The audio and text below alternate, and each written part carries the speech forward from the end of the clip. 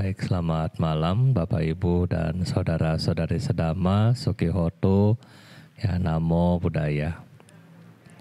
Jadi pada kesempatan hari ini kita juga masih membahas mengenai peta watu, dan hari ini kita akan membahas yaitu peta sapi jantan ya. Jadi peta sapi jantan. Ini adalah bab ke-8 daripada peta watu. Jadi dikatakan Bapak Ibu di zaman Sang Buddha, ketika Sang Buddha sedang berdiam di Sawati ya, di wihara milik Anathapindika, dan di sana ketika waktu menjelang pagi, Sang Buddha biasanya ya melihat dengan mata batin. Scanning dimanapun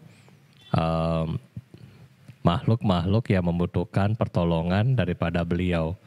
Ya, nah kemudian beliau tahu bahwa satu bapak ya, satu keluarga ada seorang anak yang baru mengalami kedukaan, ya, dan anak ini berpotensi untuk mencapai Sotapati ya, atau kita bilang kesucian tingkat pertama.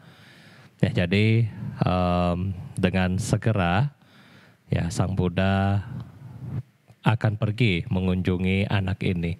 Ya, kenapa anak ini perlu dikunjungi? Karena memiliki kesempatan untuk mencapai Sotapanna. Nah, namun sebelum Sang Buddha pergi, ya ketika ayahnya meninggal, kemudian sang anak ini sangat-sangat sedih ya, sangat-sangat sedih. Siapapun yang ketemu dengan anak ini, dia akan selalu bertanya, kamu tahu nggak papa saya lahir di alam mana? Ya, siapapun dia ketemu, semua dia akan selalu tanya, di mana ya papa saya ini dilahirkan. Nah, jadi ini adalah rasa yang sedih yang sangat mendalam dari seorang anak. Nah, kemudian ketika Sang Buddha pergi ke rumahnya, pertanyaan juga sama ya. Bante atau Sang Buddha, di mana papa saya dilahirkan? Ya sama ya, kalau Bapak Ibu juga kalau ada anak pintar kemarin pasti tanya, Bante coba dong tanya, ini foto papa saya, foto mama saya ya, kemana dilahirkan? Jadi sama ya. Nah, ketika Sang Buddha juga sampai di rumah tersebut, juga ditanya ya, Sang Buddha, di mana papa saya ini dilahirkan? Nah, kemudian dengan bijak Sang Buddha bertanya, papa yang kelahiran sekarang atau papa yang kelahiran sebelum-sebelumnya? Ya, jadi papa yang kehidupan ini atau papa yang sebelum-sebelumnya ya. Nah, kemudian di situ dia sadar bahwa oh, ternyata saya masih ada papa ya di kehidupan sebelumnya. Nah, jadi di sini adalah titik balik poin daripada si anak muda ini, pemuda ini ya. Ketika dia sadar bahwa oh, ternyata masih ada ya orang tua dia di kehidupan lampau, ternyata banyak ya, banyak mereka memiliki kehidupan yang sebelumnya. Nah, di situ dia sadar Bapak Ibu, dan pada akhirnya Sang Buddha tahu bahwa batin daripada anak ini sudah siap, dan Sang Buddha mengajarkan 4 kesunyataan mulia. Ya, cara-cara bagaimana penjelasan mengenai 4 kesunyataan mulia yang tadi kita sudah baca ya, barusan kita baca. Cattari Arya Sacani ya, kita sudah baca ini, dan di situ anak ini kemudian sadar. Di sanalah dia mencapai tingkat kesucian pertama ya, Sotapanna. Nah, jadi ini adalah cerita ya. Kemudian setelah Sang Buddha membuat anak ini, pemuda ini menjadi Sotapanna, kemudian ketika Sang Buddha kembali di wihara ya, di mana para biku sangga bercerita bagaimana Sang Buddha tadi keluar dan ketemu dengan seorang pemuda, dan pada akhirnya menuntun pemuda ini mencapai tingkat kesucian ya. Jadi para biku bercerita, hebat loh Sang Buddha ya, ketemu dengan orang ini, menjelaskan dhamma yang singkat, orang ini bisa mencapai pencerahan. Nah, kemudian ketika para biku lagi bercerita, Sang Buddha hadir di depan mereka, datang, dan Sang Buddha bertanya, apa yang kalian ceritakan? Ya, topik apa? Nah, tadi jadi mereka kembali menceritakan kepada Sang Buddha bahwa Sang Buddha ini hari ini luar biasa ya, karena mengunjungi seorang pemuda dan mampu membuat dia menjadi Sotapanna ya. Kemudian Buddha bilang, oh itu adalah kenapa ya. Jadi di kelahiran sebelumnya ya, jadi di kelahiran di sebelumnya di Benares ya, di Benares juga ada sama ya, ada keluarga yang sedang kedukaan. Ya, jadi ada keluarga yang sedang kedukaan. Jadi di keluarga ini yang meninggal juga sama, seorang papa ya, seorang tua yang meninggal. Nah, ketika papanya ini sudah meninggal, kemudian anak pria ini nggak terima bahwa kenapa papanya sudah meninggalkan mereka. Ya, setelah di tradisi India bahwa orang yang telah meninggal akan dikremasi, dan setelah dikremasi si anaknya ini nggak terima. Jadi setiap hari anaknya menangis. Ya, kepada semua orang yang diketemu juga sama, dia menangis. Ya, dia nggak terima, pokoknya papanya ini meninggal. Jadi dia tiap hari menangis ya. Kemudian dia punya anak ya, jadi cucu dari yang meninggal. Kemudian anaknya ini adalah seorang yang terpelajar ya, memiliki kebijaksanaan yang luar biasa. Ya, kemudian cucunya mau kasih sadar kan, papanya ini tiap hari nangis ya, urusan bisnis sudah ketinggalan, urusan ini itu ketinggalan. Jadi bagaimana cara untuk memberikan pencerahan kepada papanya sendiri. Nah, kemudian anak yang bijaksana ini pura-pura menjadi seorang yang gila. Ya, jadi anaknya yang sangat bijaksana ini mencari bangkai ya, mencari mayat atau bangkai dari seekor sapi jantan yang sudah meninggal, ya sudah mati. Nah, jadi misalnya ini adalah bangkai daripada sapi, kemudian si anak yang jadi cucu dari yang meninggal ini kemudian dia pergi mengunjungi sapi ini setiap hari. Jadi sapi ini setiap hari dia bawain air putih sama rumput ya, sama rumput. Nah, jadi di bangkai sapi ini kemudian dia berkata, "Hey, makan ya." Jadi sapinya kan sudah meninggal, tapi dia pura-pura jadi gila ya. Jadi pemuda ini namanya Sujata ya. Jadi si Sujata ini dia pura-pura menjadi gila. Jadi di depan sapi itu dia berkata, "Ini rumput makan ya. Ini air minum ya." Jadi kegiatan rutinnya adalah memberi makan sapi yang sudah mati ya. Bahkan ketika ketemu dengan orang-orang yang lain, teman-teman dan seterusnya, teman-temannya bertanya, "Kenapa kamu kasih makan sapi ini?" Kemudian Sujata ini berkata, "Ya, siapa tahu dengan saya kasih makan rumput dan air, sapi ini jadi kuat ulang dan dia bisa kembali hidup." Ya. Nah, cerita ini Bapak Ibu terkenal sampai pada telinga papanya. Ya, papanya kan yang sedang sedih, yang sedang nangis terus karena kepergian daripada istilahnya kakeknya. Nah, sehingga papanya samperin anak ini ya. Dia menghampiri anaknya dan kemudian bilang, "Sujata, kamu orang yang sangat bijaksana. Ya, kenapa kamu menjadi seperti orang yang seperti orang gila seperti ini? Kenapa kamu melakukan hal yang sangat bodoh? Ya, bagaimana mungkin sapi yang sudah meninggal ini hidup kembali?" Nah, jadi kemudian Sujata ini, pemuda ini diam, ya dia diam, dia nggak membalas kata-kata dari papanya sendiri, ya dia diam.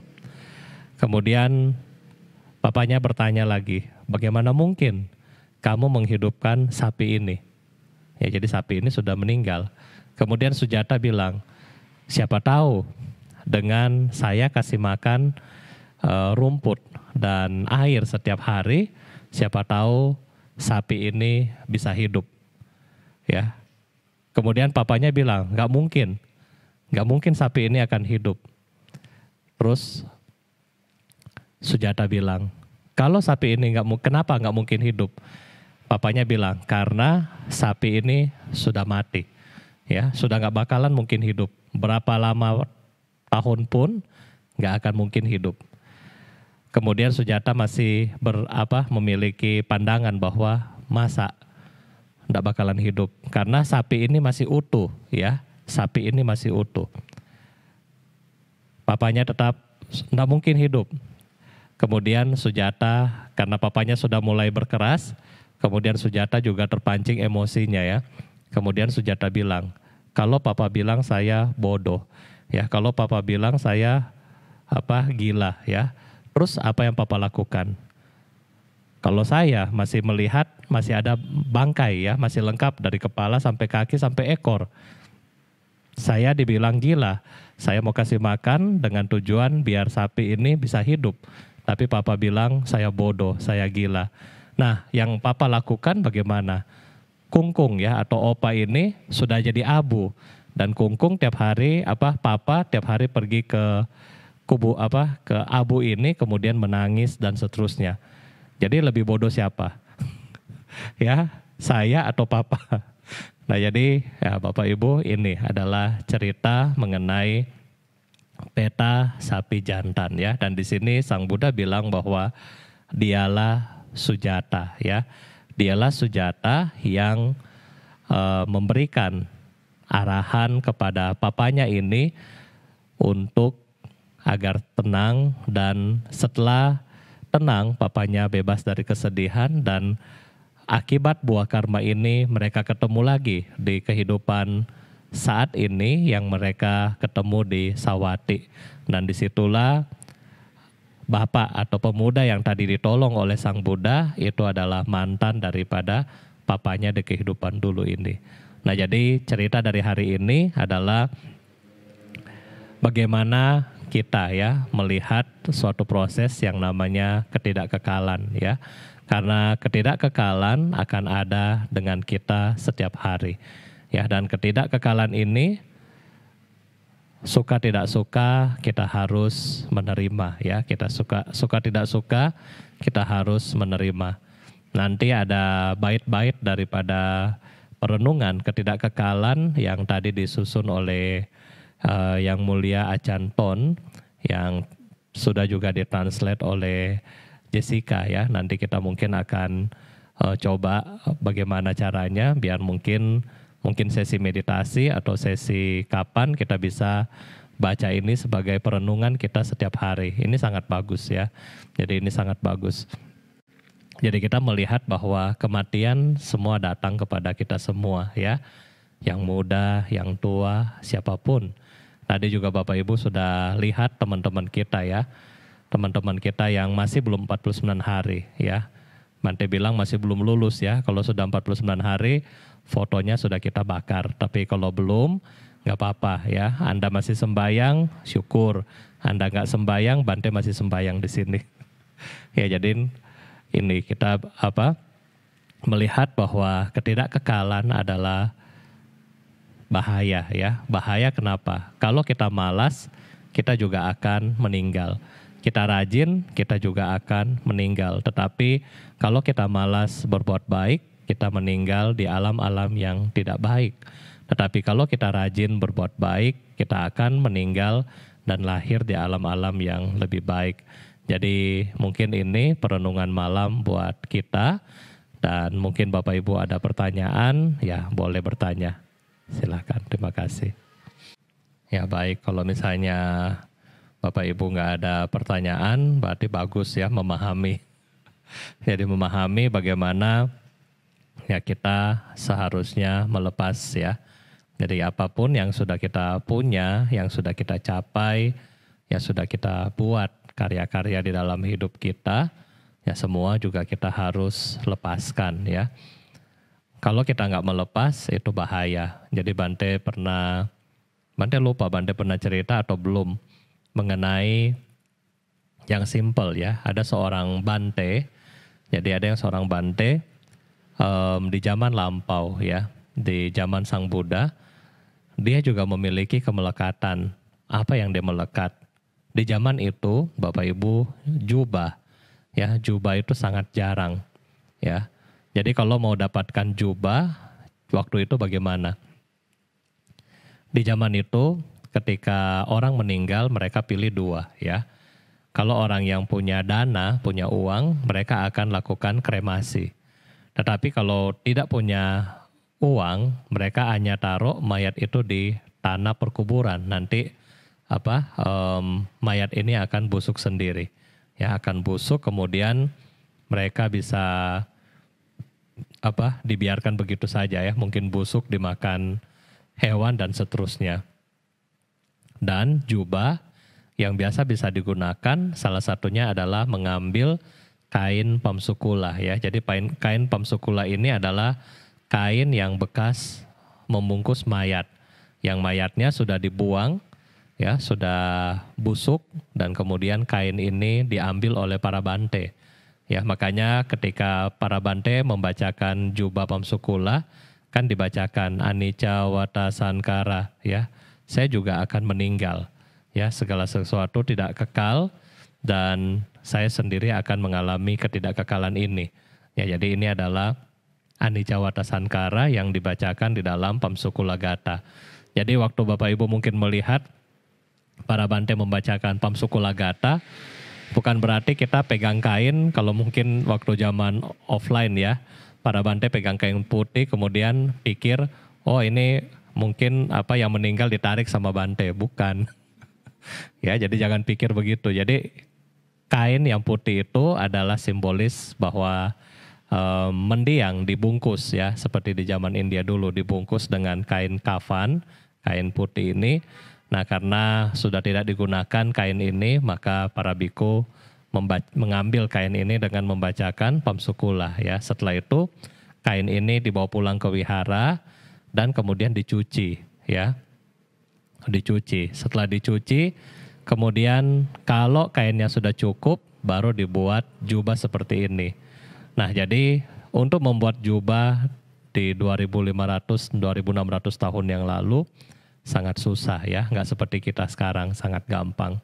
Ada pabrik, kalau dulu nggak ada pabrik, para Bante mesti bikin sendiri.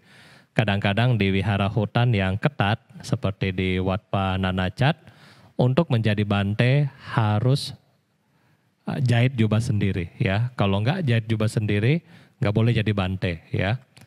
Jadi kalau mau jadi samanera, kan dari putih-putih dulu kan, jubah putih dulu.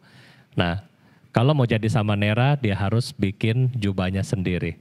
Kalau dia mau jadi biku, dia harus bikin jubah dan sanggatinya sendiri. Jadi harus sendiri, jahit sendiri. Nggak boleh minta orang lain jahit. Ya, jadi susah ya. Nah, kemudian Bapak Ibu ada seorang Bante karena mendapatkan jubah dari umatnya. Jadi dia merasa sangat-sangat senang ya, sangat-sangat sayang karena merasa jubah ini sangat berharga ya. Ketika dia sangat sayang jubah ini, pada akhirnya dia meninggal, dia ingat ya, yang paling dia sayang adalah siapa? Jubahnya. Ya, dia sayang sama jubahnya, dia melekat sama jubahnya. Nah, ketika itu dia terlahirlah menjadi kutu yang ada di jubah itu. Ya, jadi kutu yang ada di jubah itu. Karena kenapa? Karena kemelekatan. Ya, sehingga dia sendiri menderita di jubah itu selama, kalau nggak salah kan kutu cuma 7 hari kan. Ya, cuma 7 hari, kemudian setelah masa hidupnya habis, nah dia lahir di alam yang lebih baik. Tetapi sempat rasa jadi kutu dulu. Ya, jadi Bapak Ibu, kemelekatan yang kita punya di dalam hidup ini harus dikurangi ya, harus dikurangi. Ya kalau kita masih melekat, ya kalau misalnya cerita kayak tadi ya, cuma lahir jadi kutu, nggak apa-apa. Ya 7 hari lewat. Atau jadi nyamuk ya, karena ingat ikan cupang, mau kasih makan ikat dia punya nyamuk kan, lahir jadi nyamuk 7 hari, ya itu oke. Ya tetapi kalau misalnya lahir yang lama-lama ya, peta yang lama, neraka, asura ya, atau hewan yang badannya besar seperti mungkin gajah, ya itu yang jangka hidupnya panjang ya. Kalau di Manado mungkin anjing hidupnya pendek ya, karena mereka bikin RW. Ya kalau di di tempat lain mungkin bisa panjang ya, kecuali di Manado mungkin hidupnya lebih pendek daripada yang lain. Nah jadi ini ya daripada hidup kita ya, jadi hidup kita harus hati-hati bagaimana menjalani atau melihat kemelekatan ini. Oke, mungkin kalau sudah ada pertanyaan silakan Kailin membacakan. Ya baik Pak Lim, jadi ketika kita bermeditasi, ya memang ketika kita bermeditasi khususnya nanti di membayangkan ya, memvisualisasi orang-orang yang kita cintai. Nah di dalam kita membacakan atau melakukan pemancaran cinta kasih, nah kita tidak memancarkan cinta kasih kepada orang yang sudah meninggal atau leluhur. Kenapa? Karena pikiran kita akan menjadi sedih, ya. Jadi sehingga objek meditasinya tidak tercapai, ya. Karena tujuan meditasi cinta kasih sebenarnya kita sadar dalam mengembangkan cinta kasih. Ketika kita ingat leluhur, memang kita cintai, tetapi karena kita ingat dia, nanti kita akan biasanya sedih, ya. Jadi tidak dianjurkan. Yang dianjurkan adalah orang-orang yang sedang hidup. Nah, bagaimana kita memancarkan cinta kasih kepada leluhur? Setelah kita membacakan Patidana atau Etawata, nah Anda boleh mendoakan, memancarkan cinta kasih kepada mereka. Ya, jadi ketika kita membacakan Patidana, kita mampu untuk mengingat leluhur-leluhur kita. Ya, jadi seperti itu Pak Lim. Terima kasih.